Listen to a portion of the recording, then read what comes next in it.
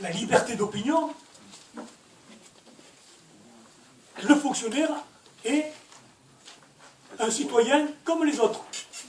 La liberté d'opinion lui est garantie. Et pas que la liberté d'opinion. Il est interdit de discriminer les fonctionnaires, selon leur genre, selon leur sexe, selon leur religion, selon leur engagement politique, syndical. Exemple, un chef d'établissement qui... un collègue c'est déjà arrivé, mais qui, en commission de discipline, il est sanctionné par rapport à ses activités syndicales. Le juge administratif va casser, parce que c'est sous le contrôle de si on lui demande, évidemment, va casser le jugement. Parce qu'on ne peut pas avancer un tel argument pour sanctionner un fonctionnaire. Je vous signale l'article 6. Non, mais ils sont plus subtils, mais je vous signale que l'article 6, il y a, article 6, uno, dos, tres, quater, quinquies, l'article 6 quinquies, c'est contre le harcèlement moral. Le 7, article 6, 7, c'est contre le harcèlement sexuel. Nul, un fonctionnaire ne peut pas être discriminé. C'est-à-dire que le fonctionnaire qui pratique du harcèlement sexuel sur une collègue, bien sûr qu'il y a le code pénal, mais il y a aussi le statut général, et donc il doit être sanctionné en interne. Et ça sera plus vite fait, mieux fait qu'au pénal. Et les collègues ne le savent pas, ça. Et quand on leur propose, et pourtant, c'est beaucoup plus radical. Évidemment, il faut être aidé et être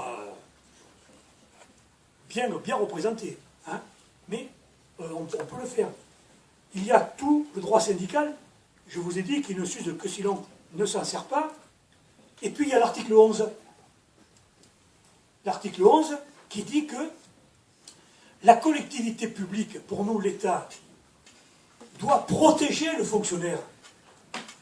Doit le protéger s'il est mis en cause ou s'il doit se défendre. Ou s'il doit attaquer quelqu'un.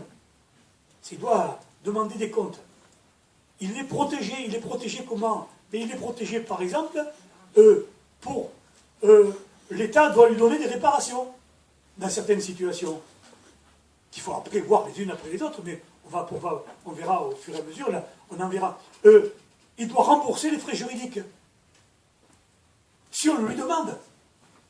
Et si le recteur refuse, eh bien on peut attaquer pour refus d'application de l'article 11. Et ça, c'est quelque chose de classique. Alors là, c'est quelque chose de classique qu'on fait. La demande de protection de l'article 11, dans l'académie, vous devez en avoir, des collègues qui l'ont demandé. Bon. Et donc, au plan national, bon. Et il faut. On a des collègues, d'ailleurs, j'ai en tête des situations de votre académie. Donc, l'article 11, oui, l'avocat de son choix peut être pris en charge par l'État. Et donc, c'est quelque chose qui fonctionne. Quelquefois, il faut un peu ruer dans les brancards, y compris aller devant le juge administratif, mais c'est quelque chose qui peut se passer. Hein? L'article 11, la protection du fonctionnaire. Dans deux situations, le fonctionnaire victime ou le fonctionnaire victime, donc, ou le fonctionnaire qui se défend. Hein?